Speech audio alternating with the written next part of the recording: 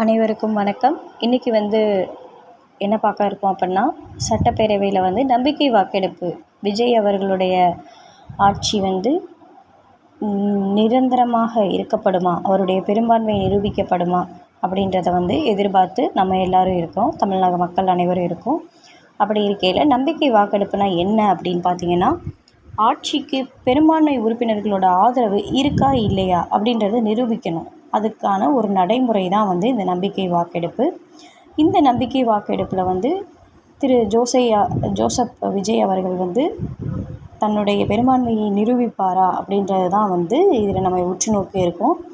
நம்பிக்கை வாக்கெடுப்பு நெறிமுறை என்னன்னு பார்த்திங்கன்னா, 3 விதமாக அது நடத்தலாம். ஒன்று குரல் வாக்கெடுப்பு, இல்லைன்னா எலக்ட்ரானிக் வாக்கெடுப்பு, அப்படி இல்லைன்னா எண்ணிக்கணிக்கும் டிவிஷன் முறை. அதாவது சட்டப்பேரவையில் இருக்கக்கூடிய உறுப்பினர்களை 6 பகுதிகளாக பிரிச்சுருவாங்க.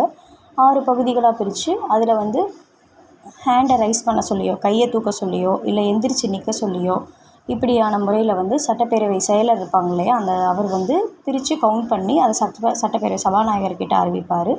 அதில் பெரும்பான்மை, அதாவது இப்போ 230 இருக்குது அப்படின்னா அதில் பாதி 50% அப்படின்ற மாதிரி கணக்கில் கவுண்ட்டு வந்துருச்சு அப்படின்னா விஜய் அவர்களுடைய ஆட்சி தொடரும், முதலமைச்சருடைய ஆட்சியானது. அப்படி இல்லை அப்படின்னா அது சபாநாயகர் என்ன பண்ணுவாங்க, சட்டப்பேரவை தலைவர் என்ன பண்ணுவாங்கன்னா, ஆளுநர்கிட்ட அதை பற்றி இன்ஃபார்ம் பண்ணுவாங்க, தெரிவிப்பாங்க.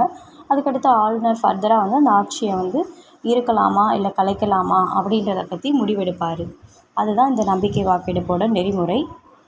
சட்டப்பேரவைக்குள்ளே இருக்கக்கூடிய அந்த நபர்கள் மட்டும்தான் இதில் வாக்கெடுப்பில் கலந்து கொள்ள முடியும்.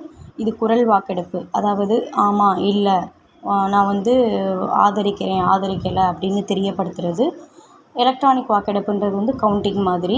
எண்ணிக்கை கணிக்கும் டிவிஷன்றது நான் சொல்கிற மாதிரி ஹேண்ட் ரைஸ் பண்ணியோ இல்லை எந்திரிச்சு நிற்க சொல்லியோ அந்த மாதிரி பண்ணுவாங்க. அது மட்டும் இல்லாமல் நெக்ஸ்ட் இப்போ என்ன பண்ணுவாங்க அப்படின்னு பார்த்திங்கன்னா, நம்பிக்கை வாக்கெடுப்போட நெறிமுறை என்ன அப்படின்னா, ஃபஸ்ட்டு ஒன்று சொல்லுவாங்க. அதாவது அதோட ப்ரொசீஜர் அப்படின்னு பார்த்தோம்னா, அரசு மீது நம்பிக்கை கோரும் தீர்மானம் ஃபஸ்ட்டு கொண்டு வரப்படும். ஆளுங்கட்சியிலேருந்து ஒருவர் அதுக்கு முன்மொழிவாங்க. அதாவது எங்களுக்கு முன்மொழிதல் அப்படின்னா சப்போர்ட் பண்ணி பேசுகிறது. அதுக்கடுத்து என்ன பண்ணுவாங்க அப்படின்னா, நெக்ஸ்ட்டு முதலமைச்சர் விஜய் அதுக்கு உரையாற்றுவார். எதிர்க்கட்சி தலைவர்களும் அதை பற்றி உரையாற்றுவாங்க. நம்பிக்கை வாக்கெடுப்பு மணியோசைன்றது பெல் சவுண்ட் 3 முறை ஒலிக்கப்படும்.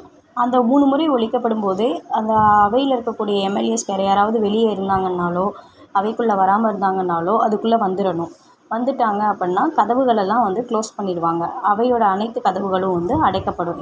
அதுக்கு அடுத்து என்ன பண்ணுவாங்க அப்படின்னா, சட்டசபையோட செயலாளர் வாக்கெடுப்பை நடத்துவார். அதாவது அந்த சட்டசபையோட செயலாளர்னு ஒருத்தர் இருப்பாங்க இல்லையா, அவர் அந்த வாக்கெடுப்பை நடத்துவார்.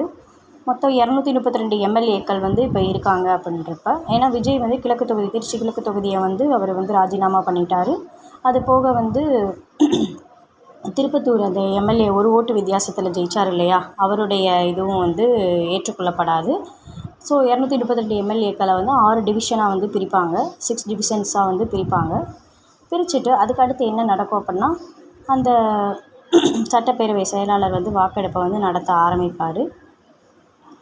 இப்படியான முறையில் வாக்கெடுப்பானது நடக்கும். நெக்ஸ்ட் என்ன பண்ணுவாங்க அப்படின்னா, ஆதரிப்போர் எதிர்ப்போர் தனித்தனியாக எழுந்து நிற்பாங்க. நான் சொன்ன மாதிரி யாரெல்லாம் இந்த ஆட்சிக்கு இந்த அரசின் மீது நம்பிக்கை இருக்கோ அவங்கெல்லாம் எந்திரிச்சு நில்லுங்க, யாரெல்லாம் ஆதரிக்கலையோ அவங்க தனியாக எழுந்து நில்லுங்க அப்படின்ற மாதிரி சொல்லுவாங்க. அதை கணக்கிட்டு சபாநாயகர்கிட்ட செயலாளர் கொடுப்பாங்க. இதுதான் நம்பிக்கை வாக்கெடுப்போட நெறிமுறை. இப்போ நெக்ஸ்ட்டு இது கொடுத்ததுக்கப்புறம் என்ன நடக்கும் அப்படின்னா, இதில் நல்லா பார்த்துக்கோங்க. தற்போதைய எண்கள் என்ன அப்படின்னு பார்த்தோம்னா, கவுண்டிங் என்னென்னு பார்த்தீங்கன்னா, தாவேக்கால 107 பேர் இருக்காங்க. காங்கிரஸ் 5, இந்திய communist 2, Marxist communist 2, Visika 2, IUML 2, AMMK, அதாவது அம்மா மக்கள் முன்னேற்ற கழகத்தோட எம்எல்ஏ ஒருத்தர் ஜெயிச்சார் இல்லையா, திரு காமராஜ் அவரை கட்சியிலேருந்து நீக்கிட்டாங்க, டிடிவி தினகரன். ஆனால் அவர் விஜய்க்கு ஆதரவாக தருவேன்னு சொல்லியிருக்காரு. ஏடிஎம்கேலேருந்து பிரிகிற அந்த சிவிஎஸ் குரூப் இருக்காங்க இல்லையா, அவங்க 28 பேர், இவங்க எல்லாருமே ஆதரவு தரதாக சொல்லியிருக்காங்க. ஸோ ஆதரவு எண்ணிக்கையானது விஜயுடைய ஆட்சியின் மீது 149 இருக்குது. இது நம்ம கவுண்டிங் அப்புறம் தான் இதை கன்ஃபார்ம் பண்ண முடியும். நெக்ஸ்ட்டு என்ன மெஜாரிட்டி இருக்கா இல்லையா அப்படின்றத இதை வச்சு தான் நம்மளால் பார்க்க முடியும். எதிர்ப்பு அப்படின்னு பார்த்தீங்கன்னா இதில் பாஜகவை விளக்கிடுங்க. திமுக வந்து 59, அதிமுக இபிஎஸ் சைடு வந்து 19, பாட்டாளி மக்கள் கட்சி 4. ஸோ வந்து எதிர்ப்புன்றது வந்து 82 இருக்குது. இதை வச்சு தான் வந்து நம்ம இப்போ கவுண்டிங்கை வந்து பார்க்க முடியும். ஸோ பொறுத்து இருந்து தான் பார்க்கணும். சமமாக வந்துச்சு அப்படின்னா அந்த சமயத்தில் சபாநாயகரோட வாக்கு வந்து தீர்மானிக்கும் யார் ஜெயிக்கிறாங்க இல்லையான்றது. சபாநாயகருக்கு ஈக்குவலாக வர பட்சத்தில் மட்டும்தான் அந்த ஓட்டிங் போடுற ரைட்ஸ் வந்து வரும்.